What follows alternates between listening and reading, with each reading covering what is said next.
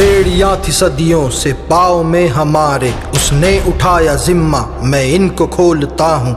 हजानवर से बदतर थी जिंदगी हमारी, उसने कहा मैं तुमको इंसान बोलता हूँ। करता नहीं है कोई जो करके वो गया है, तुम जो बुलाओ उसको मैं बाप बोलता हूँ। थकती नहीं जुबाएं अब उसका नाम लेके, तुम शेर बोलते हो मैं भीम बोलता हूँ।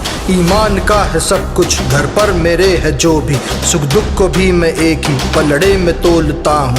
आ जाती है कहीं से ताकत मेरे बदन में, मैं जब भी यूं गरज कर जय भीम बोलता हूँ। दहाड़ निकले मेरी और चीर दे गगन को, आकाश डोलता है और मैं भी डोलता हूँ।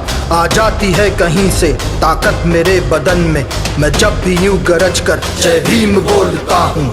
भीम ने ही दी है लफ्जों को मेरे ताकत, मैं बेहिसाब बेहद असीम बोलता हूँ। आ जाती है कहीं से ताकत मेरे बदन में, मैं जब भी यूं गरज कर जय भीम बोलता हूँ। एक सूरज जिसने अपनी रोशनी से भारत में रहने वाले करोड़ों लोगों की ज़िंदगी में उजियारा किया, उस अंधेरों को मिटाया जो सदियों की गुलामी के कारण उनकी ज़िंदगी में हावी था। ऐसे सूर्य का जब अस्त हुआ, बाबा साहिब डॉक्टर अम्बेडकर नाम का वो सूरज जब अस्त हुआ, आज ही का दिन था 6 दिसंबर, और वो सूरज ने हम लोगों से विदाई ली और बाबा साहिब के जाने के बाद उनके अनुयायियों की ज़िंदगी में फिर एक बार अंधेरा आ गया। लेकिन बाबा साहब डॉक्टर अम्बेडकर ने ज्ञान की जो रोशनी हमको दिखाई थी, उस पर चलते हुए आज भी बहुजन समाज के असंख्य वंचित समाज के लोग अपनी ज़िंदगी को बेहतर बनाने की कोशिश कर रहे हैं। आज 6 दिसंबर है और इस वक्त मैं इस ज़मीन पर जहां खड़ा हूं, ये वही ज़मीन है जहां बाबा साहब डॉक्टर अम्बेडकर ने अपनी आखिरी सांस ली थी। बाबा साहब डॉक्टर अम्बेडकर का महापरिनिर्वाण हुआ था। यही वो जगह है, दिल्ली का 26 अलीपुर रोड, जो बाबा साहब डॉक्टर अम्बेडकर का सरकारी आवास था। यहीं पर बाबा साहब डॉक्टर अम्बेडकर ने आज ही के दिन, आज 6 दिसंबर है, लेकिन 5 दिसंबर और 6 दिसंबर की यानी जो आज की दरमियानी रात थी, उसी रात में बाबा साहब डॉक्टर अम्बेडकर का परिनिर्वाण हुआ था। और यही आप जो जगह देख रहे हैं, उस समय जब ये पुराने दौर में हुआ करता था, तो बाबा साहब डॉक्टर अम्बेडकर जो हैं वो यहाँ रहते थे, अपनी पत्नी सविता अम्बेडकर के साथ में यहाँ पर रहते थे। और इसी घर की कहें कि कमरों में, गलियारे में बाबा साहब डॉक्टर अम्बेडकर टहलते थे और अपनी पत्नी के साथ में सविता माई, जिन्हें हम सविता माई कहते हैं, सविता अम्बेडकर, उनके साथ रहते थे। उन्हें वो सरू कहकर पुकारते थे। और उनके साथी थे नानक चंद रत्तू और तमाम जो उनके सहयोगी थे वो यहाँ रहा करते थे। और यहीं पर टहलते हुए बाबा साहब डॉक्टर अम्बेडकर नानक चंद रत्तू से और माता जो सविता अम्बेडकर हैं उनसे जो ज़रूरत के काम होते थे वो करने के लिए कहते थे, या अपनी जो बातचीत होती थी वो यहाँ पर बाबा साहब डॉक्टर अम्बेडकर करते थे। तो जो जहाँ पर मैं चल रहा हूँ अभी, इस ज़मीन पर चलते हुए मैं बहुत इमोशनल भी हूँ, बहुत भावुक यहाँ पर हो जाते हैं जब हम लोग आते हैं। बाबा साहब डॉक्टर अम्बेडकर की ही ये ज़मीन है, इसी घर में रहते हुए उन्होंने अपनी आखिरी सांस ली थी 5 और 6 दिसंबर की दरमियानी रात में। और यहाँ अब एक भव्य स्मारक बना हुआ है जहाँ पर बाबा साहब डॉक्टर अम्बेडकर की ज़िंदगी से जुड़े अलग अलग पहलुओं को दिखाया गया है। ऑडियो वीडियो फॉर्मेट में काफ़ी शानदार तरीके से इसका निर्माण हुआ है। आप यहाँ देख रहे हैं बाबा साहब डॉक्टर अम्बेडकर की जो जर्नलिस्ट की एक ज़िंदगी थी, उन्होंने करीब 35 साल पत्रकारिता को दिए और मूक नायक, जनता, बहिष्कृत भारत और प्रबुद्ध भारत, इस तरह के जो अखबार हैं, 5 अखबार अपनी ज़िंदगी में निकाले। तो यहाँ आप देखें उनके पत्रकारीय ज़िंदगी के बारे में कुछ तस्वीरें हैं, कुछ ज़िक्र है कि कैसे एक जर्नलिस्ट के तौर पर उन्होंने अपनी भूमिका को निभाया। आप इधर देखेंगे तो महाड़ आंदोलन का ज़िक्र है, जब भारत में असंख्य लोगों को उनकी जाति की वजह से यहाँ पर पानी पीने का भी अधिकार नहीं था। वह उस आंदोलन को बाबा साहब डॉक्टर अम्बेडकर ने शुरू किया, महाड़ सत्याग्रह। और यहाँ एक ऑडियो वीडियो फॉर्मेट में एक प्रदर्शनी है जिसमें दिखाया गया है कि कैसे बाबा साहब डॉक्टर अम्बेडकर ने महाड़ सत्याग्रह का संचालन किया था। और जो 14 टैंक है वहाँ से पानी पी के बाबा साहब ने पानी पीने के अधिकार को हासिल किया। और उन्होंने कहा था, इस पानी को पीने से मैं अमर नहीं हो जाऊंगा, लेकिन ये साबित करेगा कि हम लोग भी इंसान हैं।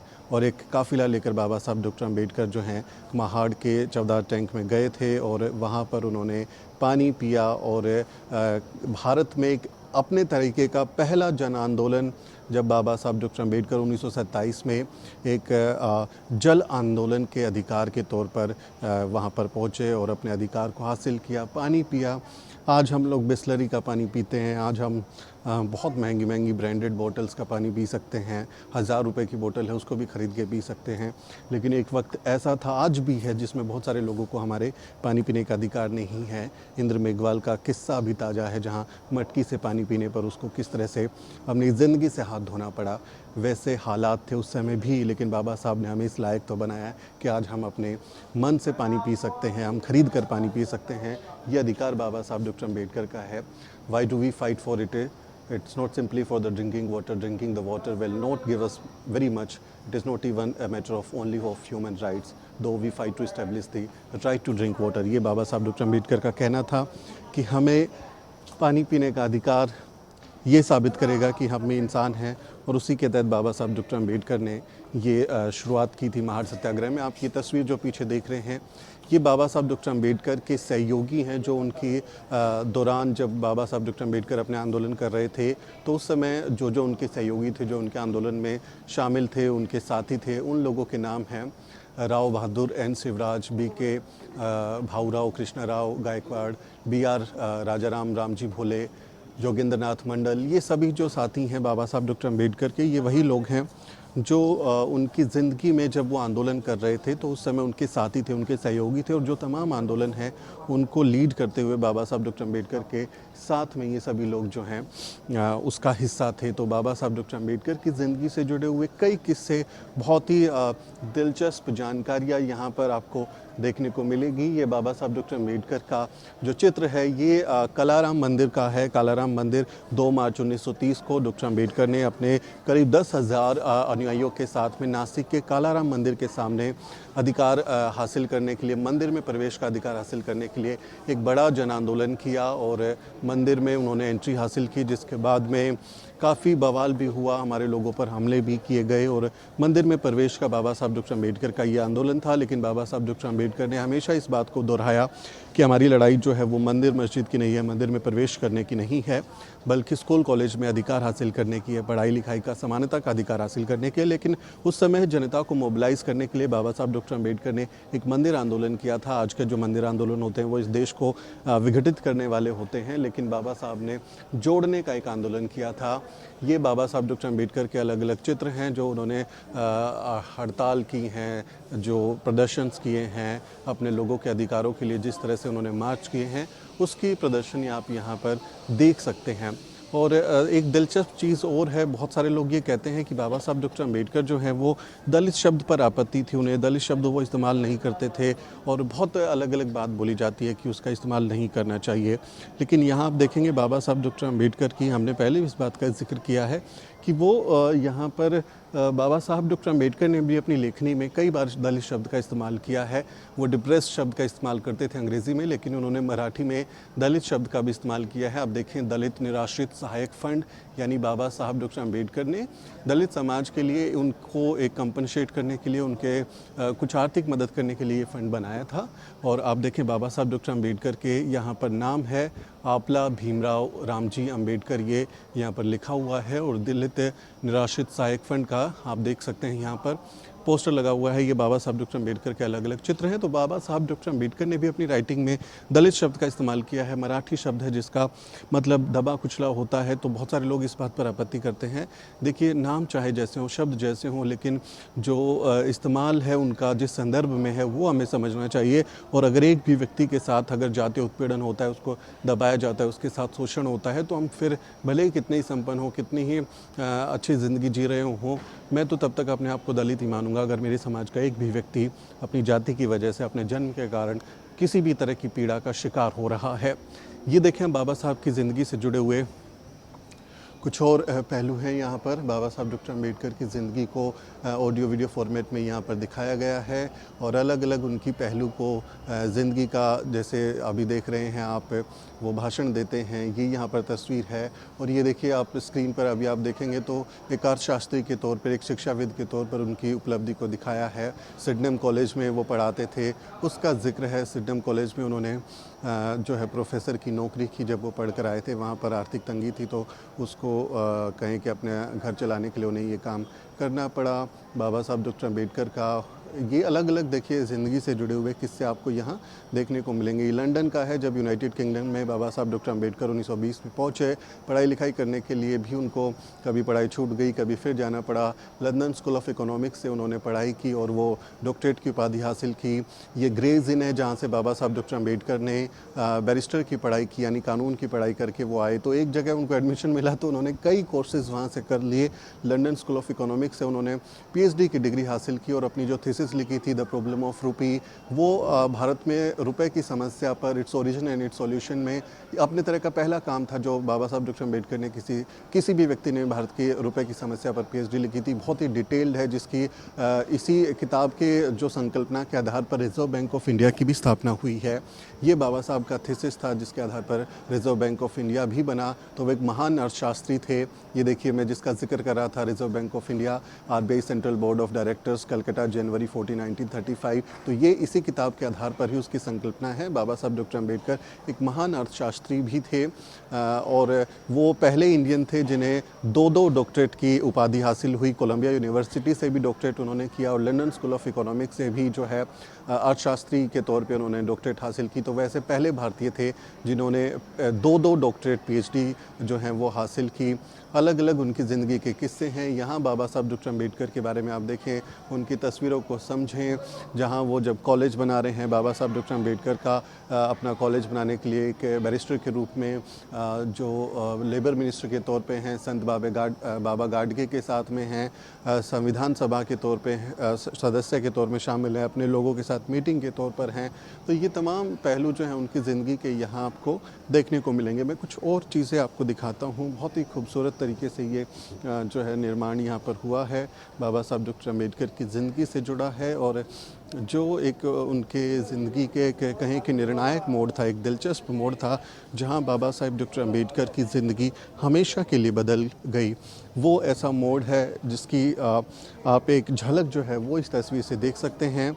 ये बड़ौदा रेलवे स्टेशन के पास का ही जो है एक जो है पेड़ है, जहाँ पार्क में बाबा साहब डॉक्टर अम्बेडकर सयाजी बाग में बैठे हुए हैं और इस बरगद के पेड़ के नीचे बैठ के ही बाबा साहब डॉक्टर अम्बेडकर ने संकल्प लिया था। क्यों लिया था? क्योंकि बाबा साहब डॉक्टर अम्बेडकर को बड़ौदा में जब एक एजुकेशन लोन मिला था महाराज की तरफ से, सयाजी गायकवाड़ की तरफ से, तो उसको चुकाने के तौर पर उन्हें वहाँ पर नौकरी करनी थी। लेकिन जब वो वहाँ गए तो उन्हें वहाँ पर रहने की जगह नहीं मिली। उनको बहुत बुरी तरह से बेइज्जत करके निकाल दिया गया। पानी तक उनको नहीं पूछा जाता था। किताबें वहाँ फेंक के देते थे, फाइलें वहाँ फेंक देते थे उनके सामने। इस तरह का व्यवहार था, तो उन्हें मजबूरी में नौकरी छोड़नी पड़ी। और बाबा साहब डॉक्टर अम्बेडकर को जब वहाँ से निकाला गया तो वो रेलवे स्टेशन के पास इसी बरगद के पेड़ के नीचे बैठ के संकल्प लेते हैं कि मैं अपने लोगों की ज़िंदगी में इस भेदभाव को ख़त्म करने के लिए काम करूँगा। तो ये एक संकल्प भूमि इसको कहते हैं। 23 सितंबर 1917 का वो दिन है, संकल्प भूमि बाबा साहब डॉक्टर अम्बेडकर जहां अपने लोगों की ज़िंदगी को बदल देने का निर्णय लेते हैं। तो ये एक निर्णायक मोड़ जो है वो बाबा साहब डॉक्टर अम्बेडकर की ज़िंदगी का यहाँ पर प्रदर्शित है। और इसी से जुड़े हुए आप देखेंगे तो वो तस्वीरें भी आपको दिखाई देंगी। ये वो पारसी धर्मशाला है जहाँ बाबा साहब डॉक्टर अम्बेडकर ने अपना धर्म छुपा कर रहना पड़ा था, क्योंकि लोग उनको रहने नहीं दे रहे थे। बाबा साहब को ज़्यादा किराया देना पड़ा, धर्म छुपाना पड़ा। लेकिन जब लोगों को पता चला तो वो लाठी डंडे लेकर वहाँ पहुँच गए और इस धर्मशाला में बाबा साहब के साथ मारपीट की गई, उनको जान से मारने की धमकियाँ दी गई, उनकी लिंचिंग करने की कोशिश हुई। तो बाबा साहब को मजबूरी में छोड़ना पड़ा और फिर वो वहाँ पर आकर जो है संकल्प भूमि पे बैठते हैं। और यहाँ से भारत में कहें कि एक क्रांति की शुरुआत हम उसको देखते हैं संकल्प दिवस को, क्योंकि वहीं से बाबा साहब डॉक्टर अम्बेडकर ने ये तय किया कि अब वो अपनी पूरी ज़िंदगी अपने समाज के लोगों की भलाई के लिए जो है इस्तेमाल करेंगे। और बाबा साहब ने संकल्प भूमि से जो निर्णय लिया था उसकी परिणति आप भारत के संविधान के तौर पर देखते हैं। आप 14 टैंक के लिए जो महाड़ आंदोलन हुआ था उसके तौर पर देखते हैं। हर तरह के आंदोलन बाबा साहब डॉक्टर अम्बेडकर अपनी ज़िंदगी में करते हैं और भारत को एक समता मूलक समाज बनाने के लिए, भारत को रहने लायक समाज बनाने के लिए इस्तेमाल करते हैं। आप देखिए तमाम लोग यहाँ आए हैं जो बाबा साहब डॉक्टर अम्बेडकर की प्रतिमा के सामने उनके साथ जो है फ़ोटो खिंचा रहे हैं और वो जो है बाबा साहब डॉक्टर अम्बेडकर के ज़िंदगी को करीब से जानने की कोशिश कर रहे हैं, क्योंकि यहाँ पर प्रदर्शनी है तो अलग अलग इन्फॉर्मेशन है जिसमें बाबा साहब डॉक्टर अम्बेडकर की ज़िंदगी को आप समझ सकते हैं। यहाँ आप देखेंगे, यहाँ बाबा साहब डॉक्टर अम्बेडकर का जो चित्र है, ये जो फ़ोटो है, इसको बहुत बार जो लोग हैं वो ये समझ लेते हैं कि बाबा साहब डॉक्टर अम्बेडकर जो है बुद्धिस्ट मॉन्क जब बन जाते हैं, बौद्ध धर्म धारण कर लेते हैं, उसके बाद का ये है। लेकिन ये दरअसल 1935 के आसपास का ये फ़ोटो है, क्योंकि उस समय आप इस तस्वीर में आप देख पाएँ तो जैसे माता रमाई जो है उनका निधन हो जाता है। माता रमाई बाबा साहब की सबसे बड़ी एक ढाल थी जो उनकी हमेशा मदद करती थी, और बाबा साहब के जब उनकी ज़िंदगी में ये दुखद घटना हुई कि माता रमाई जो हैं वो नहीं रही, तो बाबा साहब डॉक्टर अम्बेडकर को ज़बरदस्त सदमा लगा, और उस सदमे से वो इतने परेशान हो गए, बहुत बीमार रहने लगे। उनकी कहें कि लाइफ में सब कुछ उजड़ गया था, क्योंकि माता रमाई अब नहीं रही थी। और उस समय बाबा साहब ने अपनी तबीयत उनकी काफ़ी ख़राब हो गई थी, उनके सिर में काफ़ी प्रॉब्लम्स हुई थी, फुंसियाँ जगह जगह निकल गई थी चेहरे पे, सिर में, तो उसको इलाज कराने के लिए बाबा साहब डॉक्टर अम्बेडकर को जो है वो अस्पताल में भर्ती होना पड़ा था। और बाबा साहब डॉक्टर अम्बेडकर जब एक प्राकृतिक चिकित्सालय में थे, जहाँ प्राकृतिक तरीके से उनका इलाज हो रहा था, तो वहाँ बाबा साहब ने ये वेश धारा था, क्योंकि वो प्राकृतिक वातावरण में रहते थे, तो एक बुद्धिस्ट मॉन्क, एक साधु की तरह का जो वेश है, जिसमें देखिए आप लाठी लेके वो चल रहे हैं, क्योंकि उनकी तबीयत बहुत उस समय ख़राब हो गई थी। तो ये तस्वीर उस समय की है जब माता रमाई का निधन हो जाता है। ये बौद्ध धर्म धारण करने के बाद वाली तस्वीर नहीं है। बहुत लोग इसको समझते हैं कि वो उस समय की है, लेकिन बाबा साहब डॉक्टर अम्बेडकर की ज़िंदगी में एक बड़ा बदलाव उसके बाद है। वो बहुत बुरी तरह से टूट जाते हैं, लेकिन फिर भी अपने असंख्य बच्चों की भलाई के लिए वो लगातार काम करते हैं। आप इस प्रदर्शनी में देखें कि नॉलेज सीकर पर एक्सीलेंस बाबा साहब डॉक्टर अम्बेडकर की ज़िंदगी का एक ही जो नारा है, आप देखें उनको कि cultivation of mind should be the ultimate goal of human kind, वो इस बात को दोहराते हैं। और बाबा साहब डॉक्टर अम्बेडकर जो है पूरी ज़िंदगी शिक्षा पर जोर देते हैं कि शिक्षा शेरनी का वो दूध है जो पिएगा वो दहाड़ेगा। इस तरह का इस्तेमाल बाबा साहब शिक्षा की तरफ इशारा करते हुए कहते हैं। और डॉक्टर अम्बेडकर की स्कॉलरशिप जब उनको मिलती है, पढ़ने का मौका मिलता है, तो विदेश जाते हैं, तमाम कोशिशें करते हैं, और पढ़ने की एक अद्भुत प्रतिभा के कारण वो दुनिया भर का ज्ञान हासिल करते हैं। एक अर्थशास्त्री के तौर पर, जैसा हम जिक्र कर रहे थे, the evolution of provincial finance in British India, the problem of the rupee, history of the Indian currency and banking, इस तरह की जो थीसिस उनकी हैं, लंदन स्कूल ऑफ इकोनॉमिक्स में अर्थशास्त्री के तौर से वो PhD हासिल करते हैं, तो वो यहाँ पर दिखाया गया है। इसके अलावा आप उनके एक सोशल रिफॉर्मर के तौर पर भी आंदोलन को देखते हैं। ये यहाँ पर आप देखिए उनकी ज़िंदगी में अलग अलग जो उन्होंने आंदोलन किए हैं, काला राम मंदिर हो, चौदार टैंक आंदोलन हो, बहिष्कृत हितकारिणी सभा का जो आयोजन हो, मनुस्मृति को जलाना हो, महिलाओं के अधिकार के लिए आंदोलन करना हो, श्रमिक जो लेबर हैं उनके लिए आंदोलन हड़ताल करना हो, उनके अधिकारों को बचाने के लिए धरना प्रदर्शन करना हो, तो एक समाज सुधारक के तौर पर, महिलाओं की स्थिति को सुधारने के तौर पर, वंचितों की स्थिति को सुधारने के तौर पर बाबा साहब डॉक्टर अम्बेडकर जो हैं तमाम काम करते हैं। आप यहाँ देखिए, चैम्पियन ऑफ एनिलिशन ऑफ कास्ट, यानी जात पाती का खात्मा, जो जाति का विनाश है, उसकी तरफ बाबा साहब डॉक्टर अम्बेडकर। या आप देखें येवला कॉन्फ्रेंस का फ़ोटो, बाबा साहब डॉक्टर अम्बेडकर जब कहते हैं कि मैं हिंदू के रूप में पैदा ज़रूर हुआ हूँ, लेकिन हिंदू के रूप में मरूंगा नहीं, और उसके बाद वो हिंदू धर्म को छोड़कर बौद्ध धर्म अपना लेते हैं। और बाबा साहब डॉक्टर अम्बेडकर जो हैं वो ताउम्र जाति के खात्मे को लेकर आंदोलन करते रहते हैं। और यहाँ पर भी आप देखेंगे बाबा साहब डॉक्टर अम्बेडकर की जो कहें कि किताब एनिलिशन ऑफ कास्ट मराठी में, उसमें भी आप देखेंगे अखिल भारतीय दलित फेडरेशनचा निवडणूक जाहिरनामा, ये बाबा साहब डॉक्टर अम्बेडकर ने जो दलित फेडरेशन स्थापित किया, उसमें भी दलित शब्द का इस्तेमाल यहाँ पर हुआ है। तो जो कुछ लोग कहते हैं उनको समझना चाहिए कि बाबा साहब डॉक्टर अम्बेडकर जब इस तरह के शब्दों का इस्तेमाल कर रहे हैं तो अभी उनमें आपत्ति क्या है, वो भी एक सवाल है। आप देखें modern day champion of Buddhism, Baba Saheb doctor Ambedkar से पहले बुद्धिज़्म को भारत में एक तरीके से कहें कि ख़त्म कर दिया गया, बहुत ही बुरी हालत में था। लेकिन बाबा साहब डॉक्टर अम्बेडकर ने जब हिंदू धर्म को छोड़ के बुद्ध धर्म को अपनाया, तो उसके बाद बाबा साहब डॉक्टर अम्बेडकर के अनुयायियों ने भी बुद्ध धर्म की दीक्षा ली, और लंबे समय तक आज भी आप देखते हैं बाबा साहब डॉक्टर अम्बेडकर के रास्ते पर चलते हुए हर साल विजयदशमी के मौके पर बाबा साहब डॉक्टर अम्बेडकर जो हैं, उनके अनुयायी जो हैं, वो बौद्ध धर्म की दीक्षा लेते हैं तो बहुत सारे लोगों के लिए प्रेरणा का काम बाबा साहब डॉक्टर अम्बेडकर करते हैं। अलग अलग उनकी ज़िंदगी के पहलू हैं, एक शिक्षाविद के तौर पर, एक महान व्यक्तित्व के तौर पर, एक नेशन लीडर के तौर पर बाबा साहब डॉक्टर अम्बेडकर का ज़िक्र जो है वो यहाँ अलग अलग कहें कि चित्रों के ज़रिए, प्रदर्शनी के ज़रिए किया गया है। बाबा साहब आधुनिक भारत के निर्माता हैं, नेशनल लीडर हैं, जिन्होंने भारत को बनाने में तमाम योगदान दिया, भारत का संविधान बनाया जो जाति, धर्म, भाषा, लिंग के आधार पर भेदभाव नहीं करता और सबको समानता, न्याय, बंधुता की गारंटी देता है। ऐसा संविधान बाबा साहब डॉक्टर अम्बेडकर ने बनाया और तमाम इंस्टीट्यूशंस खड़े किए बाबा साहब डॉक्टर अम्बेडकर ने। तो वो भारत में एक आधुनिक भारत के निर्माता के तौर पर भी याद किए जाते हैं। अलग अलग उनकी ज़िंदगी के आप पहलुओं को देख सकते हैं। बॉम्बे असेंबली में जब बाबा Saheb doctor Ambedkar labour ministry के तौर पर काम कर रहे थे, तब बाबा साहब ने तमाम मज़दूर संगठनों के लिए काम किया। भारत में जो लेबर लॉ हैं उनको लागू करने के लिए कई कानून बनाए, करीब 10 बिल उन्होंने खुद ड्राफ्ट किए थे। कोल माइंस में मज़दूरों की हालत को ठीक करने के लिए वो खुद कोल माइन में गए। रोज़ाना काम करने की अवधि 8 घंटे की, पहले 12 से 14 घंटे लोगों को काम करना पड़ता था। बाबा साहब डॉक्टर अम्बेडकर ने 8 घंटे जो है वो कराया। महिलाओं को इक्वल पे का अधिकार दिलाया कि सबको, महिलाओं को जो काम करती हैं उनको पुरुषों के बराबर जो है वो अधिकार मिल सके। ट्रेड यूनियन एक्ट में सुधार किया कि हड़ताल करने का अधिकार मिल सके। तमाम तरीके के काम हैं। बाबा साहब डॉक्टर अम्बेडकर खुद जो है वो जो KGF की माइन थी, कोल माइंस थी, वहाँ बाबा साहब पहुँचे।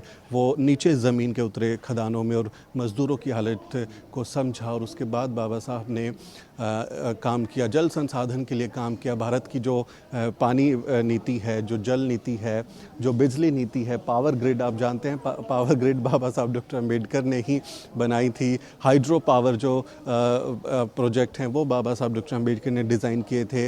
भारत में कई बांध हैं जो बाबा साहब डॉक्टर अम्बेडकर, हीराकुंड जो जैसे बांध हैं वो बाबा साहब डॉक्टर अम्बेडकर ने जो है, ये देखिए यहाँ पर प्रदर्शनी है। दामोदर घाटी प्रोजेक्ट को बाबा साहब डॉक्टर अम्बेडकर ने किया। नेशनल इलेक्ट्रिक पावर पॉलिसी बाबा साहब डॉक्टर अम्बेडकर ने बनाई। भारत में बिजली की, जल की जो है सेंट्रल वाटर कमीशन, ये बाबा साहब डॉक्टर अम्बेडकर की देन है। तो ऐसे विलक्षण मानव वैज्ञानिक बाबा साहब डॉक्टर अम्बेडकर, जिन्होंने भारत में एक दूरदृष्टि वाले राष्ट्रीय नेता को अपने आप की तरह अपने आप को पेश किया और भारत भविष्य में कैसा होगा, कई सालों का बाद की वो चीज़ें देख पाए और भारत को जो ज़रूरत होती है उसको देखते उन्होंने अलग अलग परियोजनाओं का, प्रोजेक्ट्स का आरंभ किया और उनको स्थापित किया। तो बाबा साहब डॉक्टर अम्बेडकर की ज़िंदगी, भारत के राष्ट्र निर्माता के तौर पर अलग अलग उनके पहलू वो यहाँ देख के, और उसी ज़मीन पर जहाँ बाबा साहब डॉक्टर अम्बेडकर ने आखिरी सांस ली थी, इस पर बात करना भावुक कर देने वाला भी है, क्योंकि हमारा सूरज आज के दिन अस्त हुआ था, लेकिन उनके ज्ञान की रोशनी, उनके विचारों की रोशनी हमें हमेशा रास्ता दिखाती रहेगी। ये आप देखें 26 अलीपुर रोड पर जो संविधान की शक्ल में किताब के तौर पर इसका स्मारक का निर्माण कराया गया है, उसका एक नमूना है यहाँ पर, एक उसको रखा गया है कि किस तरह से इसका डिज़ाइन है। एक किताब की शक्ल में है, बाहर से पूरा का पूरा ये, और अंदर बाबा साहब की ज़िंदगी से जुड़े हुए तमाम जो चीज़ें हैं उनको यहाँ पर दिखाया गया है। कुछ और मैं आपको बाबा साहब की ज़िंदगी से जुड़े हुए किस्से समझा देता हूँ, बता देता हूँ जो यहाँ पर ज़िक्र है। ये डॉक्टर अम्बेडकर का रेजिग्नेशन है, उसके अखबार की क्लिप है, और जो संसद भवन में जब संविधान बन रहा था उस दौरान की तस्वीरें हैं। महिलाओं के साथ जो दलित महिला सम्मेलन उन्होंने किए, उनके साथ, महिलाओं के साथ में उनके हैं, और इसी पर उन्होंने जब अपना रेजिग्नेशन दिया था तो वो जो है हिंदू कोड बिल को लेके था, जब भारत में हिंदू धर्म में कई सारी पत्नियाँ रखने का और तलाक देने का अधिकार सिर्फ पुरुषों के पास था। महिलाओं की ज़िंदगी बहुत नरकीय थी।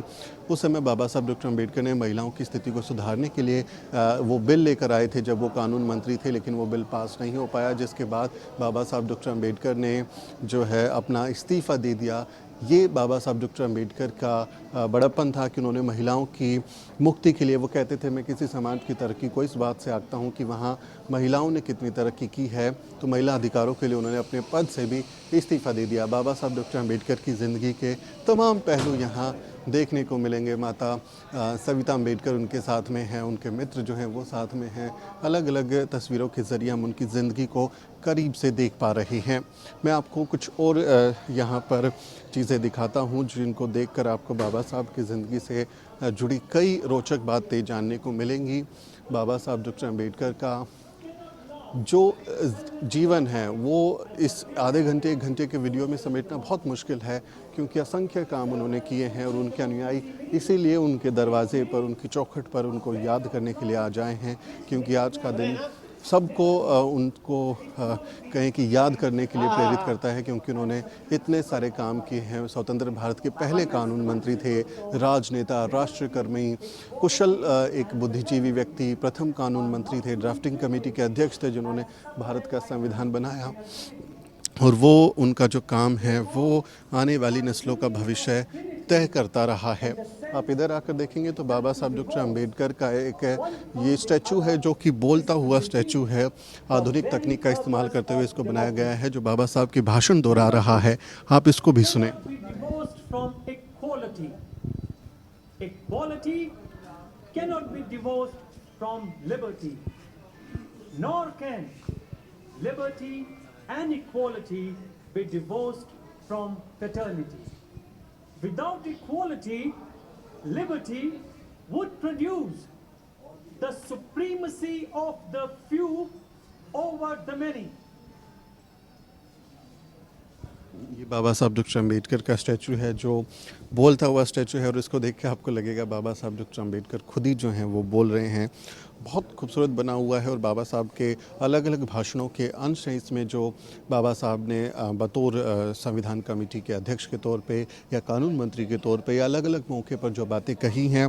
न्याय, बंधुता, समानता, ये जाति के खात्मे को लेकर जो उनके वचन हैं, उनको यहाँ पर बाबा साहब की प्रतिमा के ज़रिए उसको बुलवाया जा रहा है। तो काफ़ी आकर्षक है देखने में भी। और ये आप यहाँ देखें, बाबा साहब डॉक्टर अम्बेडकर जो हैं वो संविधान बन गया है और संविधान के निर्माता के तौर पर वो हस्ताक्षर करवा रहे हैं भारत के संविधान पर।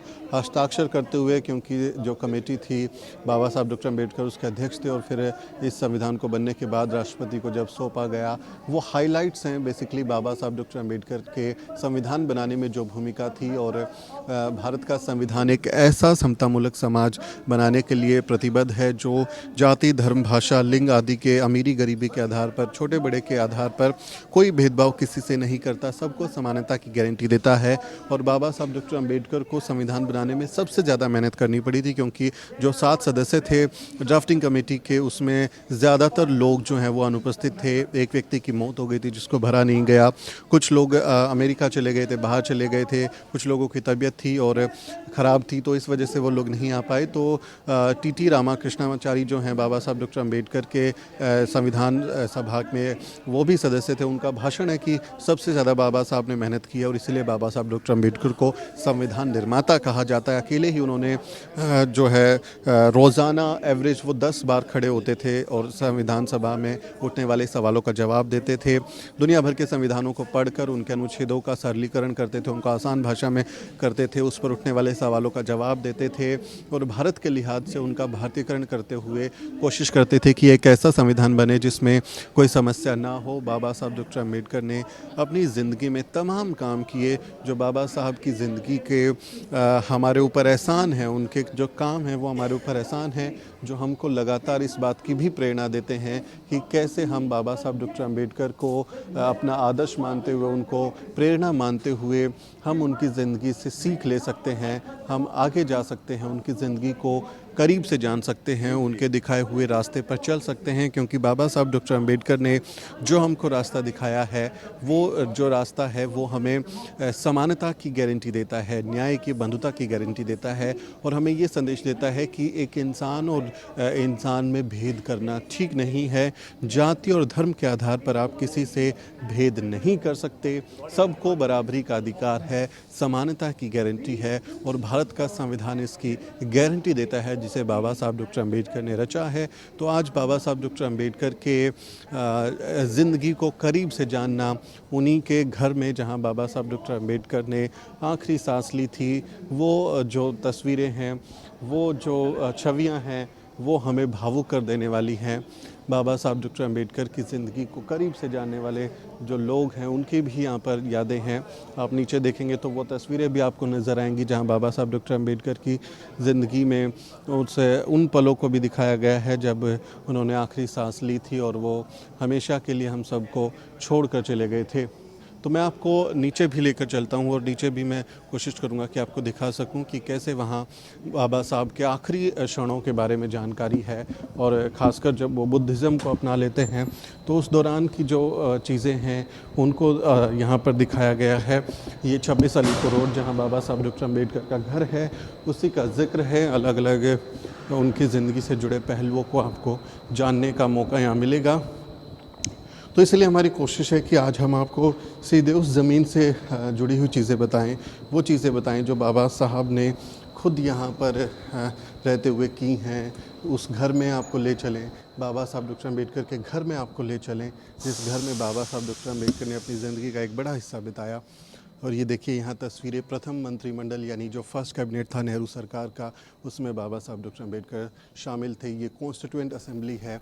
आप पीछे देखिए जो तमाम लोग हैं, करीब 300 सदस्य हैं जो भारत की संविधान सभा में थे, जिनके ऊपर संविधान को बनाने का दारोमदार था। और उन सब में सबसे अहम भूमिका पर यानी ड्राफ्टिंग कमेटी के चेयरमैन की भूमिका पर बाबा साहब डॉक्टर अम्बेडकर थे। वो बाबा साहब डॉक्टर अम्बेडकर जो हैं, आपको मैं तस्वीर में यहाँ पे दिखाऊँ, ये देखिए ये बाबा साहब डॉक्टर अम्बेडकर यहाँ आपको नज़र आएंगे। इन पूरी जो तस्वीर है इसमें जो संविधान सभा है, कॉन्स्टिट्यूएंट असेंबली है, वहाँ आपको बाबा साहब जो हैं वो नज़र आएंगे। ये जो है संविधान लिखने के लिए डॉक्टर अम्बेडकर ही क्यों, इसके बारे में सरकार ने सुझाव दिया, लिखा है कि वो he was a highly educated person. आप देखें, ये देखिए, he was a highly educated person, an economist, extra ordinary wise jurist, visionary politician, fearless crusader of social justice and an advocate of democracy. His experiences, skills, resourcefulness and understanding on legal and governance related issues was unmatched. He had a respect for all religions. Baba Saheb doctor Ambedkar की ज़िंदगी के बारे में लिखा है कि वो इतने काबिल थे, इतने कुशल राजनेता थे, संविधान विशेषज्ञ थे, कानून के जानकार थे कि उनका कोई मैच ही नहीं था, उनके मुकाबले में कोई था ही नहीं जिसको ये दिया जा सकता था संविधान बनाने का। या आप देखें संविधान की जो ड्राफ्टिंग कमेटी है उसके सदस्य ये जो हैं 7 सदस्य हैं और इसमें से ज़्यादातर लोग उपस्थित नहीं रहे थे संविधान बनाने में। और टी कृष्णामाचारी जो हैं वो खुद संविधान सभा में इस बात का गवाही देते हैं जब संविधान बन जाता है कि बाबा साहब डॉक्टर अम्बेडकर ने कितना काम किया है, अकेले ही संविधान का बनाने का काम किया है। ये संविधान सभा के जो हैं वो अलग अलग सदस्य हैं, उनके बारे में जानकारी यहाँ पर दी गई है। तो ये बाबा साहब के भारत के संविधान को रचना में उनके अलग अलग कंट्रीब्यूशन को दिखाने की कोशिश है। बैठकों की तस्वीरें हैं जो बाबा साहब की ज़िंदगी को उकेरती हैं। यहाँ बाबा साहब डॉक्टर अम्बेडकर का जो संविधान है, भारत का संविधान, उसको आप देखेंगे तो यहाँ पर ये उसकी यहाँ पर प्रतियाँ रखी हुई हैं और डिजिटल फॉर्म में भी है, जिससे आप संविधान को समझ सकते हैं। ऑडियो वीडियो फॉर्मेट में आप सुन सकते हैं। जो हियरिंग और जिनको विजनरी डिसेबिलिटीज़ होती हैं वो लोग भी ऑडियो वीडियो फॉर्मेट से या किसी तरह से वो इसको समझ सकते हैं। कोशिश यहाँ पर इस तरह की गई है। और भारत के संविधान को अगर आप देखेंगे तो आपको मैं बहुत इंटरेस्टिंग एक चीज़ बताता हूँ कि आप संविधान देख रहे हैं, ये मूल संविधान का ही कहें कि पहला जो कवर है वो कवर पेज है ये। और इस पे आप ये जो ट्रायंगल देख रहे होंगे, आप इस ट्रायंगल को अगर आप देखें तो ये जो ट्रायंगल है ये उल्टा ट्रायंगल है, यानी ऊपर की तरफ से इस तरह से बाबा साहब ने जो संविधान बनाया उसमें इस ट्रायंगल को नीचे की तरफ दिखाया गया है। अगर आप मोहित इसको इस तरह से दिखा पाएँ तो आपको नज़र आएगा कि ये जो है ट्रायंगल जो है ये इस तरह से नज़र आता है। और जब आप इसको सीधा कर देंगे तो जो नीचे वाला हिस्सा है वो ऊपर चला जाएगा। और भारत में आप देखेंगे कि जाति व्यवस्था जो है उसका जो पिरामिड है जाति का, वो जाति का पिरामिड ये है कि सबसे ऊपर यहाँ पर ब्राह्मण हैं, उसके नीचे फिर क्षत्रिय हैं, फिर वैश्य हैं और शूद्र सबसे नीचे यानी बिल्कुल नीचे आ गए हैं। वो जाति व्यवस्था चतुर्वर्णीय व्यवस्था है। और दलित जो अनटचेबल्स थे वो तो बिल्कुल इस पिरामिड से बाहर थे, वर्ग बहिष्कृत लोग थे। बाबा साहब डॉक्टर अम्बेडकर ने कास्ट के उस पिरामिड को, उस असमानता के पिरामिड को पलट के रख दिया और उसके टॉप को नीचे ले आए, एकदम नीचे ले आए और कॉन्स्टिट्यूशन ऑफ इंडिया ऊपर लिखा और इस पिरामिड को पलट के रख दिया। ये भी एक प्रतीकात्मक तौर पे बाबा साहब ने सिंबल के तौर पे इस्तेमाल किया हुआ है कि जो जातिवाद और असमानता का पिरामिड पिरामिड है उसको बाबा साहब डॉक्टर अम्बेडकर ने पलट के रख दिया। कैसे? सिर्फ भारत के संविधान से सारी कुरीतियाँ, सारी प्रथाएं, सारे जो कहें कि ग्रंथों पर आधारित जो तमाम भेदभाव करने वाले कानून थे उन सबको पलट के रख दिया। बाबा साहब डॉक्टर अम्बेडकर ने अपनी कलम से संविधान बनाया। Making of the constitution of India, उसके अलग अलग पहलुओं को समझने के लिए यहाँ पर ऑडियो वीडियो फॉर्मेट तौर पे दिखाया गया है। ये बाबा साहब डॉक्टर अम्बेडकर की ज़िंदगी से जुड़े हुए हैं। यहाँ पर मैं आपको ले चलूँ तो यहाँ पर भी बाबा साहब डॉक्टर अम्बेडकर के जो हैं वो ऑडियो वीडियो फॉर्मेट में चीज़ें हैं।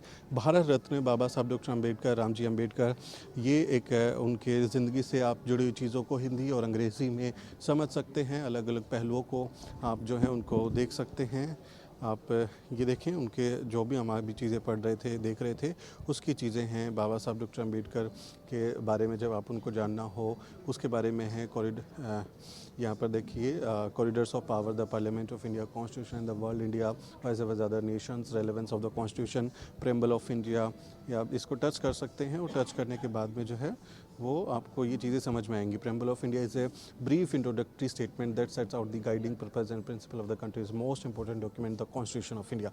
तो इस तरह से ये हर उनकी ज़िंदगी से जुड़ी हुई चीज़ें हैं जिसको आप यहाँ पर देख सकते हैं। ऑडियो वीडियो फॉर्मेट में काफ़ी खूबसूरती से दिखाया गया है। इस पूरे पिरामिड, इस पूरे कहें कि बाबा साहब के घर को एक स्मारक के तौर पे बदल दिया गया है। और फिर से वही कॉन्स्टिट्यूशन ऑफ इंडिया, संविधान का जो है वो calligraphy and artwork of constitution, उसके आधार पर ये बनाया गया है। और ये पिरामिड, जाति का पिरामिड, नीचे से ऊपर, ऊपर से नीचे पलट के रख दिया बाबा साहब डॉक्टर अम्बेडकर ने। और यहाँ बाबा साहब जब संविधान का काम पूरा कर लेते हैं, संविधान जो सभा है उसके अध्यक्ष के तौर पे वो कॉन्स्टिट्यूशन को ड्राफ्ट कर लेते हैं, तो फिर उस कॉन्स्टिट्यूशन को आप देखते हैं कि बाबा साहब डॉक्टर अम्बेडकर भारत के पहले राष्ट्रपति राजेंद्र प्रसाद को सौंपते हैं। यहाँ पर आप देखें, नेहरू, पटेल और जो बाकी सहयोगी हैं वो खड़े नज़र आ रहे हैं। बाबा Saheb doctor Ambedkar constitution of India की जो कॉपी है वो भारत के राष्ट्रपति को सौंपते हुए, और ये संविधान भारत में आधुनिक भारत के निर्माण की शुरुआत है, जो तमाम प्रथाओं को, कुरीतियों को, पुराने कानूनों को, जो कि जाति के आधार पर भेदभाव करते थे, जो जन्म के आधार पर, लिंग, भाषा आदि के आधार पर भेदभाव करते थे, उन सब को ख़त्म करते हुए बाबा साहब डॉक्टर अम्बेडकर जो हैं वो ये संविधान बनाते हैं। और इस संविधान पर जब कलम चलती है तो वो संविधान तमाम प्रथाओं को ख़त्म कर देता है। तो आधुनिक भारत के राष्ट्र निर्माता बाबा साहब डॉक्टर अम्बेडकर, उनकी ज़िंदगी का एक ये जो दिन है 26 नवंबर 1949, जिसे संविधान दिवस के रूप में मनाते हैं, बाबा साहब डॉक्टर अम्बेडकर के ज़िंदगी ने जो देखा, वो जो पीड़ा झेली वो उनके बच्चे ना झेले, उससे बचाने का काम जो है वो बाबा साहब का संविधान करता है। ये असंख्य लोग जो बाबा साहब डॉक्टर अम्बेडकर को देखने आते हैं, समझने आते हैं, बुद्ध का अनुसरण जब वो करते हैं, उनकी ज़िंदगी में देखिए, आप जब यात्रा शुरू करते हैं तो अलग अलग पहलुओं से होते हुए फिर आप उनके बुद्धिज़्म की तरफ जाते हुए देखते हैं। ये दीक्षा भूमि की तस्वीरें हैं जहाँ बाबा साहब डॉक्टर अम्बेडकर जो है वो लाखों अनुयायियों के साथ में बौद्ध धर्म की दीक्षा लेते हैं। और बाबा साहब कहते हैं, 1935 में उन्होंने कहा था, मैं हिंदू के रूप में पैदा ज़रूर हुआ हूँ लेकिन हिंदू के रूप में मरूंगा नहीं। और फिर वो 14 अक्टूबर 1956 को बाबा साहब डॉक्टर अम्बेडकर जो हैं वो बौद्ध धर्म को अपना लेते हैं और उस धर्म की तरफ उनका जो है वो कार्यक्रम बढ़ता है। बाबा साहब बुद्ध की तरफ जाते हैं और कहते हैं, मैं ऐसे धर्म को मानता हूँ जो न्याय, बंधुता और समानता की बात करता है। न्याय, बंधुता और समानता की जो सीख है वो उन्हें बुद्ध की तरफ देखने को मिली और फिर वो अंतिम समय में अपने बुद्ध की तरफ जाते हैं। उससे पहले मैं आपको एक और यहाँ पर चीज़ें दिखा दूँ, जहाँ बाबा साहब डॉक्टर अम्बेडकर की जो मूल चीज़ें हैं, जब वो इस घर में रहते थे, उनकी मूल चीज़ें जो हैं वो यहाँ पर रखी हुई हैं। ये आप देखेंगे तो इस पे बाबा साहब डॉक्टर अम्बेडकर का स्टैचू है, जो टेबल जहाँ पर वो काम किया करते थे, वहाँ जो चीज़ें रखी हुई हैं आप ये देखेंगे, ये बाबा साहब डॉक्टर अम्बेडकर के समय की बहुत सारी चीज़ें हैं, ओरिजिनल डॉक्यूमेंट्स हैं। उनके कई चीज़ें जो हैं वो बेल है, घड़ी, कंपास, चश्मा, ये किताबें, टेलीफ़ोन और ये आप उनका टाइपराइटर देखें जिस पे बाबा साहब डॉक्टर अम्बेडकर जो हैं वो टाइपिंग किया करते थे। और बाबा साहब की उस समय ज़बरदस्त स्पीड थी टाइपराइटर पे टाइप करने की, वो बहुत ज़बरदस्त तरीके से टाइप किया करते थे। ये उनका सामान जो है उस समय का है, बाबा साहब के समय का, जब वो यहाँ इस घर में रहा करते थे। और ये उनका एक बहुत ही प्यारा जो डॉगी था वो भी आप देखें, कई आपको फ़ोटो में बाबा साहब के कुत्ता भी नज़र आएगा। अगर मैं गलत नहीं हूँ तो शायद टोबी उनका नाम था उनके डॉग का। और वो बहुत पसंद करते थे पेट्स को, डॉग लवर थे बाबा साहब डॉक्टर अम्बेडकर। तो उनकी ज़िंदगी से जुड़े हुए यहाँ पर देखिए वायलिन जो है वो रखा हुआ है। बाबा साहब डॉक्टर अम्बेडकर अपना तनाव कम करने के लिए, और क्योंकि बहुत पीड़ा थी उनकी ज़िंदगी में, तो वायलिन भी बजाया करते थे। तो एक म्यूजिशियन की भी उनके अंदर वो गुण थे। और वो बहुत सारी चीज़ों को सीखते थे, मतलब उनमें सीखने की ऐसी एक वो थी कला कि वो ज़बरदस्त तरीके से चीज़ों को सीख लेते थे। और बाबा साहब जो हैं कुछ भी जब उनको काम होता था तो वो पहले सीखते थे, उसको समझते थे और कोशिश करते थे कि बाबा साहब खुद उस चीज़ में पारंगत हो जाए। एक बार का वाक़या मुझे याद आ गया जिसमें एक कलाकार बाबा साहब की मूर्ति बनाने के लिए उनसे आग्रह करते हैं कि मैं आपकी मूर्ति बनाना चाहता हूँ। और बाबा साहब डॉक्टर अम्बेडकर उन्हें कहते हैं कि नहीं, कोई ज़रूरत नहीं है। लेकिन वो काफ़ी उनके पीछे पड़ जाते हैं। जहाँ जाते हैं बाबा साहब वहाँ पहुँच जाते हैं और कहते हैं नहीं, मुझे आपकी मूर्ति बनानी है। तो बाबा साहब ने कहा कि मैं एक शर्त पर आपको अपनी मूर्ति बनाने की परमिशन दूंगा, आपको मुझे सिखाना पड़ेगा कि मूर्ति बनाते कैसे हैं। बाबा साहब डॉक्टर अम्बेडकर हर काम को सीख लेना चाहते थे।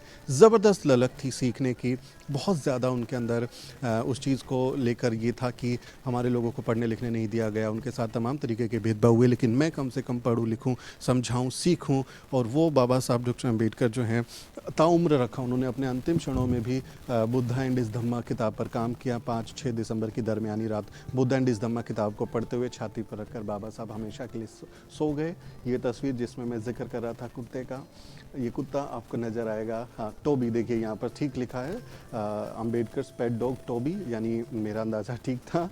टोबी उनके कुत्ते का नाम था। वो कुत्ते के काफ़ी पेट लवर थे, उनको बहुत पसंद करते थे और बहुत प्यार से वो रखते थे। उस कुत्ते का भी वहाँ पर एक कहें कि एक उनका बनाया गया है कि उनके उस प्रेम को भी समझा जा सके कि वो जानवरों के प्रति भी उनमें ज़बरदस्त एक कहें कि प्रेम था, इंसानों के प्रति ज़बरदस्त प्रेम था। और दुनिया भर के महान लोगों को आप जब देखते हैं बाबा साहब डॉक्टर अम्बेडकर के बारे में वो क्या कहते हैं, आप उनको पढ़ें। देखिए ये जो है नेल्सन मंडेला हैं, जो साउथ अफ्रीका में ज़बरदस्त उन्होंने काम किया, मानवाधिकारों के चैम्पियन रहे, बाद में राष्ट्रपति भी बने। वो लिखते हैं doctor Ambedkar contribution to social justice and to the upliftment of the oppressed is worth of emulation. Baba Saheb के काम को सराहते हैं। क्रिस्टोफ जेफरले हैं जिन्होंने बाबा साहब पर किताब लिखी है, रेनोल्ड स्कॉलर हैं, वो लिखते हैं for Ambedkar western writers opted for a race as the root cause of the problem of the caste because they were themselves impregnated by colour prejudice. तो बाबा साहब डॉक्टर अम्बेडकर की ज़िंदगी से जुड़े हुए यहाँ आप नोबल लॉरिएट अमृता सेन को देखेंगे, आप कैसिमो जैन ऑफ सोआस को देखेंगे यूनिवर्सिटी ऑफ लंदन में। तमाम लोग हैं जो बाबा साहब डॉक्टर अम्बेडकर की ज़िंदगी से प्रभावित होते हैं और उनके बारे में लिखते हैं। वो बातें यहाँ पर आपको देखने को मिलेगी। जवाहरलाल नेहरू भारत के पहले प्रधानमंत्री, हिज यानी doctor B R Ambedkar name shall be written in golden letters in the history, is a legend. Baba Saheb doctor Ambedkar के बारे में नेहरू कहते हैं कि उनका जो नाम है वो स्वर्ण अक्षरों में लिखा जाए। गांधी कहते हैं doctor Ambedkar is such an intelligent and clever lawyer that he puts to shame many other, the magnitude of his sacrifice is great. Mahatma Gandhi Baba Saheb के बारे में लिखते हैं। लेकिन यहाँ नेहरू और गांधी के चित्र के पास मुझे एक किस्सा और याद आता है कि जब बाबा साहब डॉक्टर अम्बेडकर की परिनिर्वाण यहाँ होता है इस घर में 5-6 दिसंबर की दरमियानी रात को, तो ये चर्चा हुई कि क्या दिल्ली में बाबा साहब डॉक्टर अम्बेडकर की समाधि को बनाया जाए, क्या दिल्ली में ही उनकी समाधि को बनाया जाए। लेकिन कहते हैं उस समय नेहरू और उनके बहुत सारे सहयोगी कांग्रेस के लोग इस बात से सहमत नहीं थे, क्योंकि दिल्ली में महात्मा गांधी की भी राजघाट पर समाधि थी। और ये भी बहुत बार कहा जाता है कि उन लोगों को लगा कि अगर दिल्ली में अम्बेडकर जैसे महानायक की समाधि होगी तो हर साल यहाँ ज़बरदस्त हुजूम उमड़ेगा।